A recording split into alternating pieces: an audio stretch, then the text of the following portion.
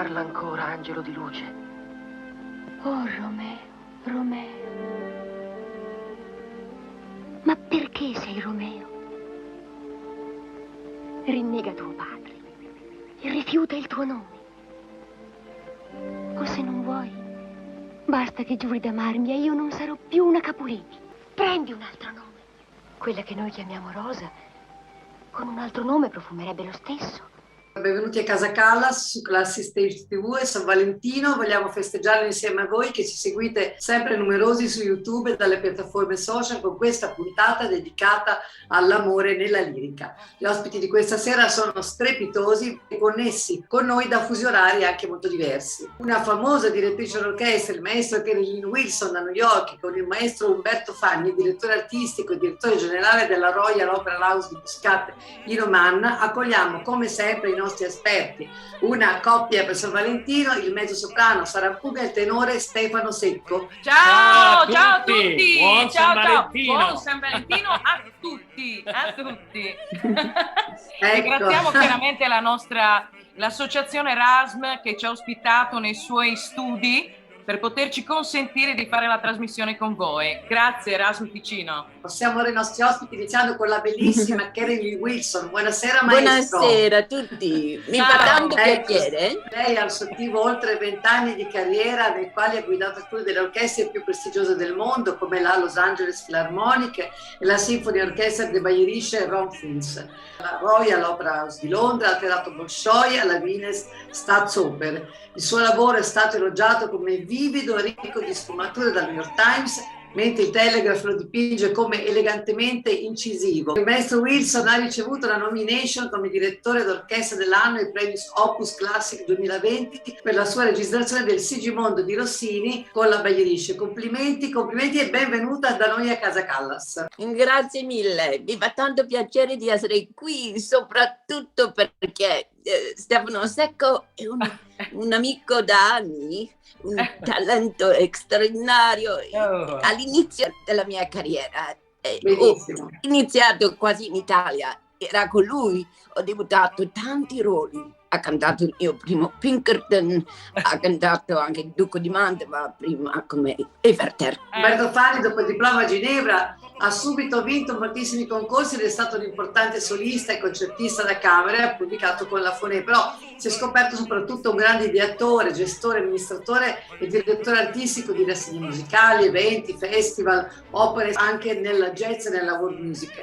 Fagni ha messo a punto però un modello di business per coniugare la programmazione artistica, la gestione amministrativa e del personale delle aziende dello spettacolo, una cosa veramente molto importante. È stato perciò docente presso l'Università Cattolica di Milano e Brescia. Tutti qui in Italia lo ricordano perché ha fondato la Giovane Orchestra da Camera Italiana, poi si è trasferito a Bergamo, ha cominciato questa lunga carriera di direzione con l'Orchestra Lirico-Sinfonica del Teatro Donizetti, poi dal 2000 ha diretto il Teatro Grammy di Brescia, un passaggio alla Fondazione Arena di Verona e poi al Teatro Lirico di Cagliari. Nominato direttore artistico della Royal Opera House di Muscat nel Sultanato dell'Oman, dove siamo collegati. Benvenuto a Casa Callas. Grazie mille, che peana, grazie di cuore innanzitutto. Ecco, no, perché noi abbiamo un pubblico che non è proprio sempre di addetto ai lavori, anche se diciamo tante cose tecniche, quindi dobbiamo un po' anche sottolineare l'importanza degli ospiti che abbiamo questa sera in particolare per parlare di un tema proprio così importante come la tragedia amorosa, che è un caposaldo di tante opere liriche. Partiamo subito con Sara e Stefano, con le più famose. Beh, io prenderei spunto da una frase famosissima di Dante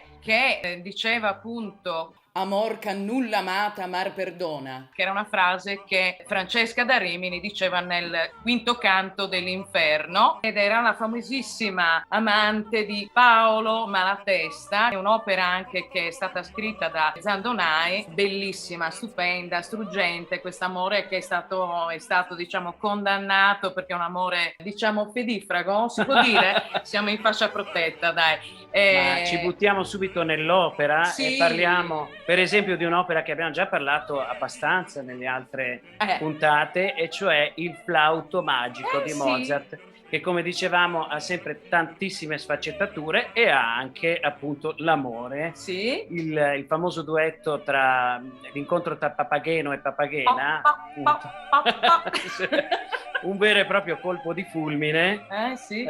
suggellato immediatamente da un simpatico e dolce duetto che è quello sì. che ha intonato Sara, i cui due uccellatori si giurano amore eterno e progettano appunto la loro vita insieme. Infatti, per fare tanti pappaghini, pappaghina e tutte queste cose.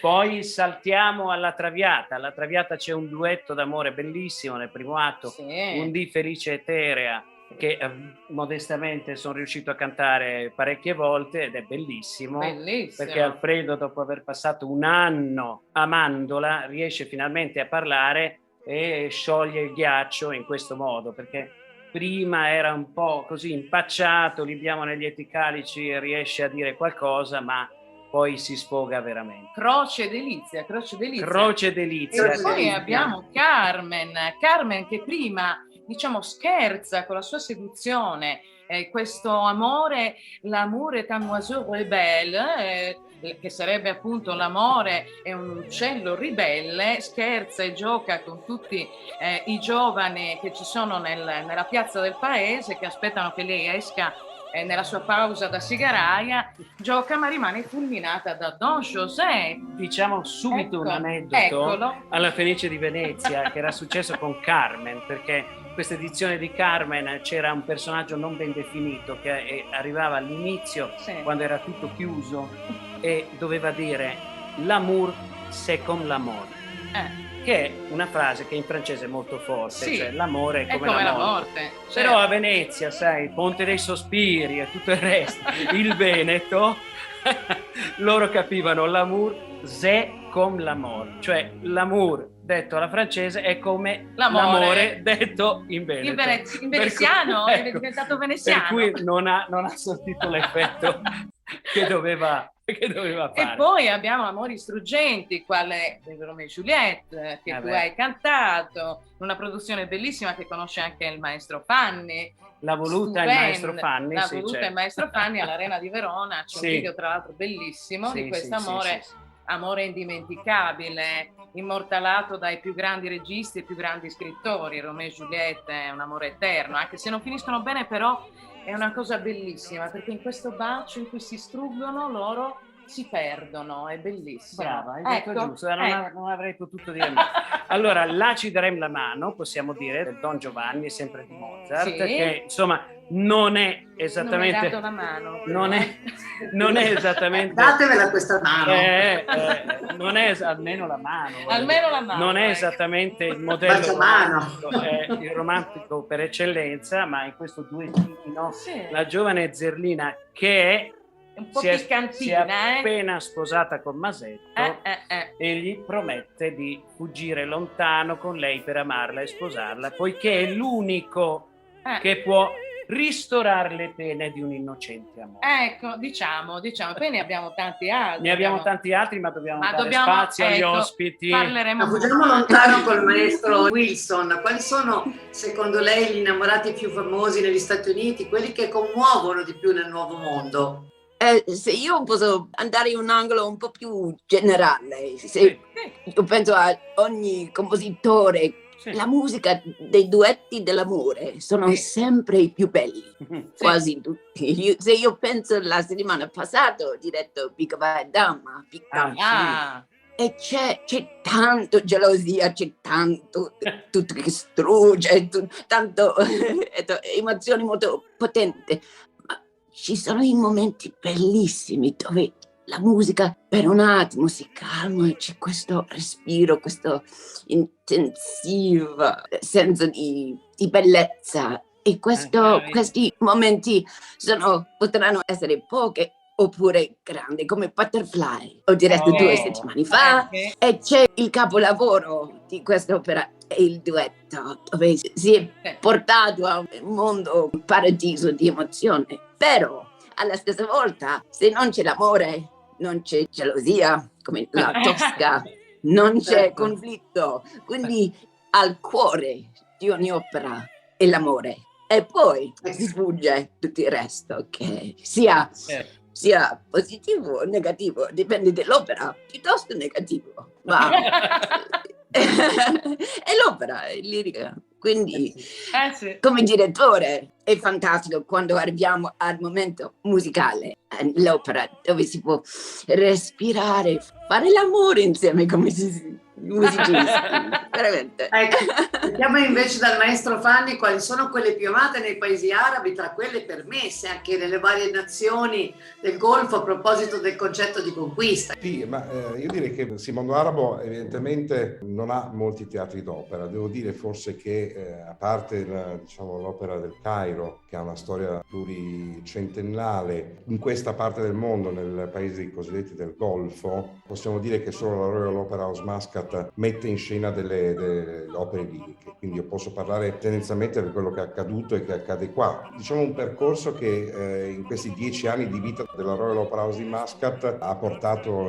abbiamo messo in scena più di 64 titoli d'opera diversi, ma quelli che sono stati tra i più amati, quelli, come si dice, più seguiti proprio anche dal pubblico omanita. Abbiamo una bella percentuale anche di pubblico omanita che raggiunge una media del 20%, che è un dato molto molto interessante da questo punto di vista. Vabbè, titoli verdiani, Turandot innanzitutto, perché Puccini ovviamente, ma è stato un titolo che ha inaugurato questo teatro nel 2011, poi Traviata, abbiamo la Carmen, e poi in generale amano molto quello che sono le opere a lieto fine o di carattere buffo, quindi Rossini, tanto è vero che in questi anni abbiamo in coproduzione con il Rossini Opera Festival messo in scena quasi tutte le opere buffe del ciclo rossiniano. Siamo alla quarta, adesso faremo La Cambiale di matrimonio nella prossima stagione, e poi da ultimo questa nostra ultima produzione con il Rigoletto di Giuseppe Verdi con la regia di Franco Zeffirelli.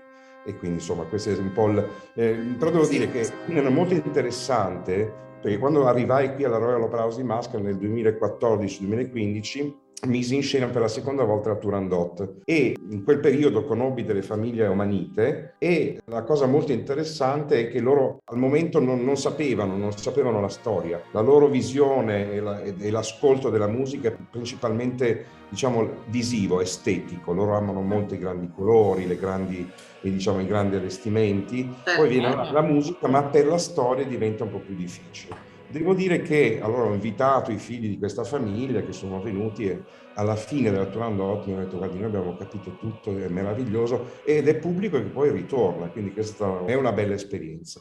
Assolutamente, anche complimenti proprio per questo lavoro pionieristico. I teatri d'opera sono pochi, e anche far comprendere l'importanza del bel canto, no? Della musica italiana nel mondo. Quali sono secondo lei i duetti più famosi per il testo commovente? Lei ha messo in scena tantissime cose. Quali sono quelli più difficili da interpretare bene, anche considerando anche lo studio della lingua italiana, quando lei utilizza dei cantanti che non sono italiani? A parte il fatto che ci sono dei cantanti italiani che non riescono a parlare l'italiano, partendo da questo assunto, sono anche... No, è vero, perché ho sentito nel mio passato anche dei buoni cantanti che cantavano col loro dialetto, l'italiano dialettale. No? A parte questi scherzi qua, rispetto profondamente il lavoro del cantante, perché è un lavoro estremamente difficile e complesso, e più passano gli anni più mi rendo conto quali sono le fatiche, non solo psicologiche, ma quelle fisiche, per poter dare al pubblico e trasmettere al pubblico anche quelle energie che sono necessarie e fondamentali per rendere l'opera un mezzo di comunicazione reale. Cioè, quando per me l'artista diventa tale nel momento stesso in cui riesce a creare quella connessione tra palcoscenico e, diciamo, platea e sala, cosa che è veramente molto rara, una cosa che io chiamo the magical moment. E devo dire, non perché qua Stefano, ricordando il Romeo e Juliette del 2011 all'Arena di Verona con la regia di Francesco Micheli, uno spettacolo molto interessante, innovativo, e allora Stefano fu Romeo e Giuliette in Masciaizze. E devo dire che quella serata, la prima, è stato veramente quel momento magico in cui proprio eravamo tutti in sintonia con quello che succedeva nel palcoscenico. Da qui i duetti, ovviamente Ennui Divine, secondo me è uno dei duetti che sono, perlomeno personalmente, ma anche ovviamente tra i miei preferiti, e quelli che adesso sono Soave Fanciulla, che ha Vediamo anche al maestro Wilson, quali sono secondo lei i duetti più difficili da interpretare bene, dove lei è più severa con i cantanti anche per la qualità del canto? Soprattutto perché ci vuole sempre trovare e musicale e l'emozione teatrale, quindi mettere insieme con l'orchestra è un'altra cosa. Parliamo di questo duetto di Butterfly, il pieno di rubato, quindi è molto importante che è anche lunga, quindi il pacing, questa è una parola in inglese che è molto utile, come il tempo di iniziare mantenendo un senso di andare, un lungo passaggio di crescere. Il climax è il momento più potente, quindi è sempre molto importante che c'è un contatto con i cantanti insieme anche con l'orchestra, che siamo in armonia, che si affina nei rubati. Questo è molto difficile. È difficile risparmiare nel duetto quando inizi queste frasi. Bimba dagli occhi pieni di Esatto, perché tu hai già cantato una sposa americana all'inizio, che...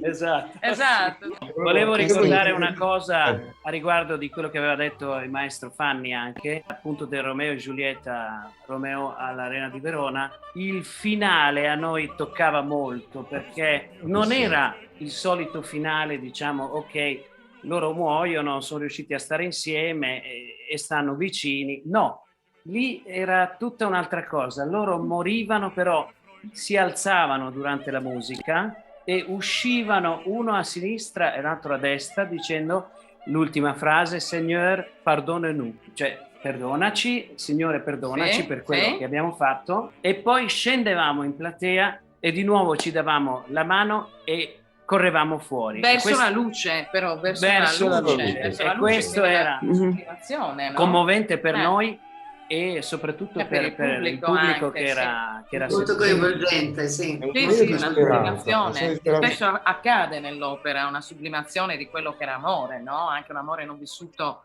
in maniera terrena, ma è sublimato, come ad esempio nel Don Carlo c'è un magnifico duetto tra l'infante di Spagna, che è il Don Carlo, e sua madre che era la sua sposa promessa, in cui dicono laggiù ci vedremo in un mondo migliore. Quindi c'è questa sublimazione dell'amore spesso e volentieri, perché non si riesce a vivere nel momento. L'Andrea Chenier anche. Andrea Chenier è fantastico. È potentissimo. Sia il primo duetto, Ora soave, sublime, ora d'amore, che soprattutto l'ultimo, che ha delle parole incredibili, perché quando poi loro si ritrovano è quasi una benedizione quello di morire insieme. Insomma, a un certo punto c'è Chenier che, baciandola con violenza, prendendola, dice far vedere. No, dice orgoglio di bellezza, poi la bacia ancora e dice trionfo tu dell'anima, il tuo amor sublime amante è mare, è ciel,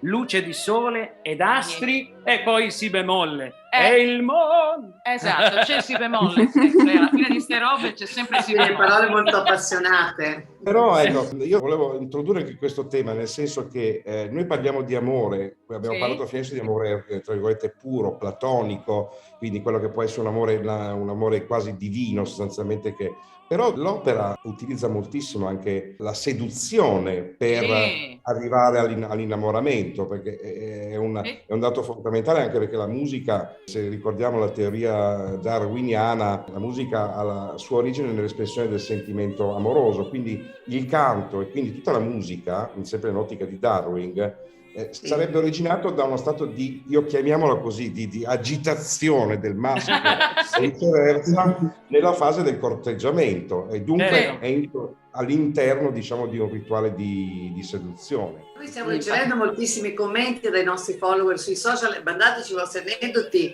a proposito del San Valentino musicale, e ancora ne abbiamo ricevuti su Toscanini, quindi continuate sull'area messaggi di Classic Stage TV su Facebook, Instagram, TikTok e Twitter. Io volevo sapere dal maestro Wilson quali sono le sue raccomandazioni all'orchestra per quanto riguarda le opere più appassionanti. Ok, questo è facile. Non è facile, la risposta è facile.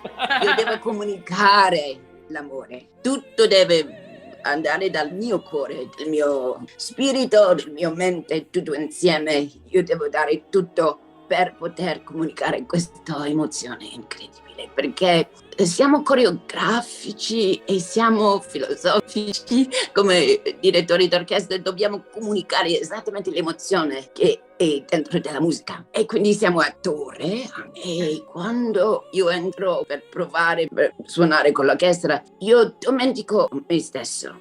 Io devo entrare nel cuore del compositore, nella mente, nel spirito. Io sono il conduttore tra il compositore ai musicisti e all'orchestra e al pubblico, e quindi se non lo sento non è onesta. Devo veramente amare l'opera che dirigo. È difficile se non lo amo, quindi c'è integrità che è molto importante. Devo dirigere onestamente le cose che mi piacciono. Quando amo i compositori come Puccini, Tchaikovsky, Shostakovich, Verdi, Gounod, adoro. Bizet è così facile perché lo sento dentro. Sì. Bello. Ecco, volevo chiedere a Umberto Fanni che sensazione si ha nel portare appunto l'opera lirica nel deserto, quindi in un'ambientazione così speciale, ecco, in generale, e anche quali sono le sue raccomandazioni all'orchestra e ai cantanti per quanto riguarda l'interpretazione di queste opere così appassionate. Qui siamo in un'altra parte del mondo, noi non siamo un teatro di produzione se non da pochi anni, quindi abbiamo iniziato questo processo, non abbiamo la nostra orchestra, non abbiamo il nostro coro, quindi tutte le compagnie d'opera che vengono sono, tra virgolette, ospiti del teatro, e quindi vengono con tutte le loro masse artistiche e compagnia bella. Di solito non do raccomandazioni, di solito cerco di stare un po' con i cantanti, che amo molto, e con il direttore d'orchestra ovviamente in prima, per cercare di far capire loro qual è il mood, l'ambiente di questo luogo, di questo spazio molto, molto interessante. E poi ovviamente ci sono anche dei titoli che non possiamo mettere in scena, quindi alcune raccomandazioni che sono più legate all'aspetto registico, che limitano leggermente quello che faccio l'esempio dell'alcol, come le scene diciamo in cui ci sono dei contatti fisici prolungati, quindi insomma sono piccoli aspetti ma che comunque non vanno a variare niente, perché comunque quello che conta alla fine è la musica ed il canto che trasmettono i nostri grandissimi solisti. Dobbiamo dire Stefano e Sara. Nei lieti calici voi versate il tè praticamente? No, perché è confondibile il tè con il whisky, il colore. No, noi mettiamo corretto. Poi, sì, e poi dopo anche dal punto di vista, diciamo, registico, la violetta non viene rappresentata come lo è nei luoghi comuni o nel testo, ma è più rivolta sul suo aspetto della malattia, quindi chiaramente smorza un pochettino.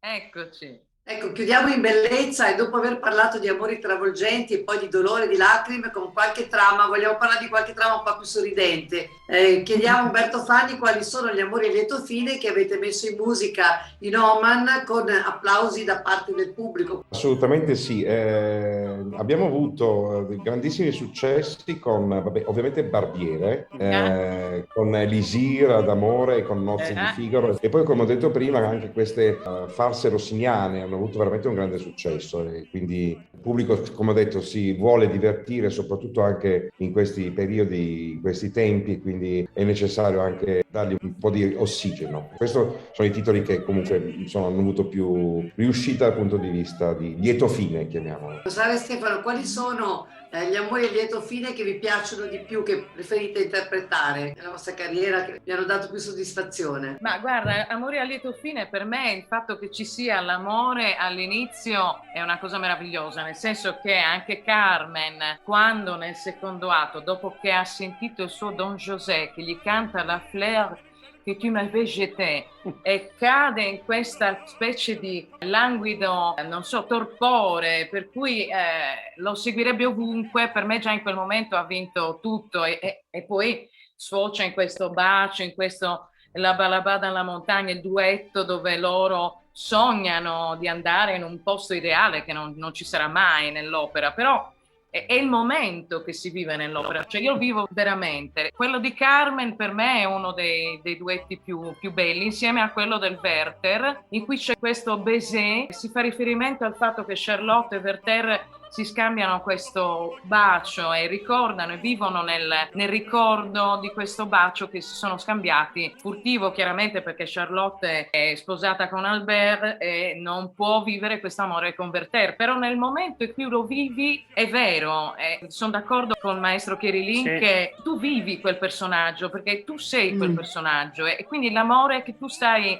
mettendo in quel momento è un amore vero, non è un amore finto. Non so se sei d'accordo. Sì, sono d'accordissimo, e penso anche nella Manon Lescaut che succede questo primo incontro, anzi lui quando esce che dice l'amore, questa tragedia o commedia io non conosco, dopo quando invece conosce Manon Lescaut che c'è il primo duetto Cortese e Damigella, lei appena se ne va via, lui canta Donna non vidi mai simile a questa, è stupenda, sì, proprio tutta l'aria sarebbe da dire, insomma le parole sarebbero da raccontare, però è un momento molto romantico di una riflessione che fa lui con se stesso, ma anche la Tosca, che è un paradossi che ricorda appunto dolci baci o languide carezze, che comunque è un amore molto, molto potente, molto passionale, che vabbè nell'opera quasi mai finiscono bene. Diciamo che a meno che non siano fiabe. Diciamo che nel primo atto, quando ancora vanno bene le cose, lui canta Recondita armonia, anche lì ci sono delle frasi bellissime, ma nel ritrar costei il mio solo pensier sei tu, Tosca.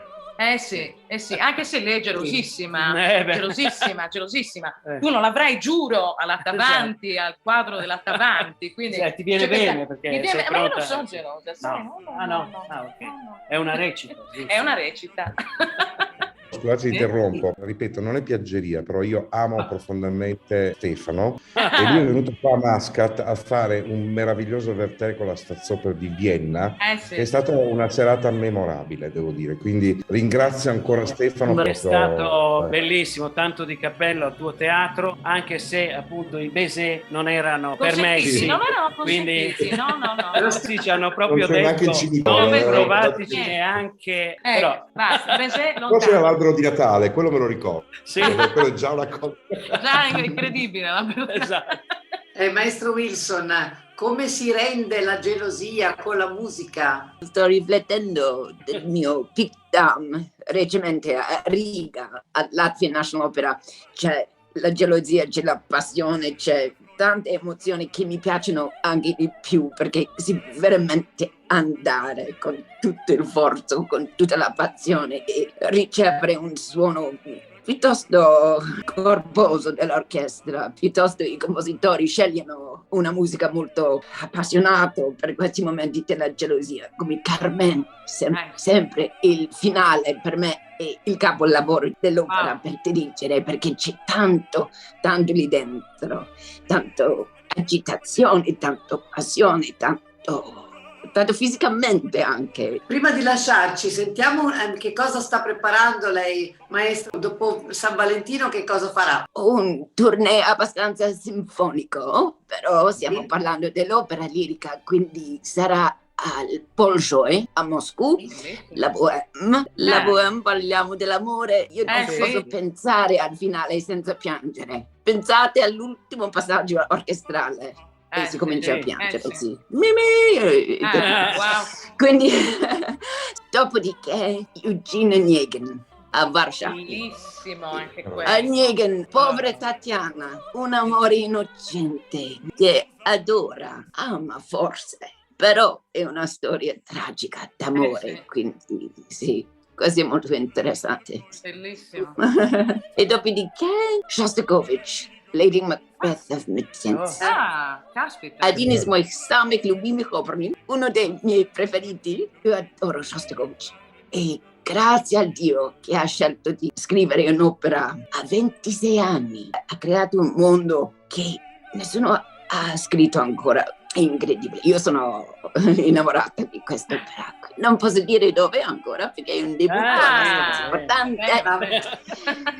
Molto emozionante come lei si esprime e ci racconta qual è il progetto del direttore d'orchestra nelle opere sentimentali. Sentiamo dal direttore Umberto Fanni invece che cosa ci sarà in Oman. Ma prima di dire questa cosa qua, velocemente volevo, tra i titoli che hanno avuto un grande successo, divertenti, una bellissima produzione della Film du Régiment con il Teatro Massimo Palermo, diretta al maestro Kerry Lynn Wilson.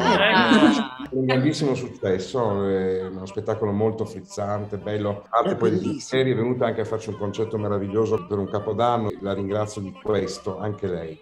Mi manchi, quando vuoi. Per quanto riguarda invece la programmazione, noi siamo in una stagione tecnicamente corta, tagliata, perché abbiamo iniziato da poco, a gennaio, con questa incredibile produzione dell'ultima opera di Zeffirelli, Rigoletto, che abbiamo prodotto con Royal Opera House Muscat, e a seguire abbiamo avuto dei piccoli incidenti da parte di artisti, perché purtroppo prima di partire, prima di venire qua, sono risultati positivi. Quindi stiamo un po' in difficoltà, perdiamo questo progetto che avevo con la Volksoper Vienne, con una vedova allegra molto divertente, ma presto sostituito con un frizzante spettacolo di flamenco, una Carmen Suite, che con la compagnia di Andrade, che andrà in scena la settimana prossima. E recentemente, poche ore fa, è finita l'ultima, ritornando al tema dell'innamoramento, un balletto meraviglioso eseguito dal corpo di danza dell'Opera di Minsk della Bielorussia, produzione che è del 2018, che si chiama Anastasia, e parla ovviamente di grandissimo innamoramento, di grandissime tragedie. Vuoi che la metti da una parte o la metti dall'altra, l'amore c'è sempre, le tragedie sono sempre, e fortuna che c'è sempre l'opera, e quindi questa è la cosa più importante. Io vorrei fare intanto un applauso ai nostri ospiti, che sono stati veramente molto molto carini, e farei un applauso però alla coppia del Belcanto, Sara e Stefano, che immaginiamo brinderà sotto le stelle con vista lago a Mendrisio. Ma vediamo con sottofondo di Bien Rose, vediamo la Bien Rose, vedere un mondo più rosa. Ma prima di lasciare tutti, prima di dire gli impegni, diciamo invece qualche follia, dai. Una follia d'amore, e vi invitiamo a dirla insieme a noi. Allora, una follia d'amore, se si può, poi ti fanno chiamare così, se si può chiamare così. Ero a Los Angeles per fare Madame Butterfly, una delle tante che si facevano, e a un certo punto, tra una recita e l'altra, ho scoperto che c'erano 5 giorni. No, 4. Lei era ovviamente in Europa, e a un certo punto, senza dire niente a nessuno, ho preso l'aereo, sono tornato indietro siamo stati insieme 2 giorni e sono ritornato il giorno prima, perché come da contratto devi esserci il giorno dopo e il giorno prima, quindi tolto il giorno dopo e il giorno prima della recita. Sono arrivato apposta per il concerto di Domingo che c'era il giorno prima e nessuno se ne è accorto, ecco. Una follia. Io ho fatto tantissimi invece chilometri per seguire questo nostro amore, perché sennò sarebbe stato impossibile che ci potessimo raggiungere. Chilometri in macchina da sola, 5 ore all'andata, 5 ore al ritorno, oppure anche 12, tutte di fila, per riuscire a vederci un giorno, e poi niente, ognuno doveva andare a lavorare, a cantare. È bello fare follie, che ci si sente di fare follie, è bello. Quindi noi continuiamo con i progetti crossover che stanno andando benissimo. Saremo nel web contest a maggio, la 3ª edizione di questo disco novità. Qui saremo in G anche con i Jalis, e porteremo appunto a compimento gli altri 2 brani che ci sono stati commissionati dalla nostra casa discografica, che è la Tilt Music Production, distribuita da Sony. Ci sarà una grande sorpresa forse per questo periodo l'anno prossimo, esattamente in questo periodo, un festival che è molto importante. Faremo, come abbiamo detto, Carmen, e finalmente vivremo Don José e Carmen in Svizzera, e poi per quest'estate. Avrò delle opere che non hanno tanto a che fare con l'amore, perché non sono sarà Stifelio a Dijon, una forma d'amore, diciamo, e il prigioniero di Dalla Piccola, prigioniero d'amore con la London Symphony Orchestra, e Antonio Pappano che dirige. Poi ci sono altre Altri cose, progetti, ma ci devono dire sì o no, Sì o col no, Covid sì o no. e altre Ma un progetto più immediato di voi due non c'è niente, quindi ci lasciate così. No, Ci lasciate così Carmen, praticamente. la prossima, La Carmen, di cui poi siamo abbiamo gli le innamorati. Carmen. Riferiva non al progetto ecco, io musicale, ma a un altro progetto. Ecco, io volevo sentire. Ma comunque, allora, grazie a tutti di averci seguito fino a qui. Ci ritroviamo la prossima settimana. Grazie a tutti, ai nostri ospiti, di aver partecipato. Soprattutto buon San Valentino e buona musica. Grazie a voi. Ciao a tutti. Grazie, ciao a Tanto tutti. piacere. Ciao. Baci a tutti. Ciao.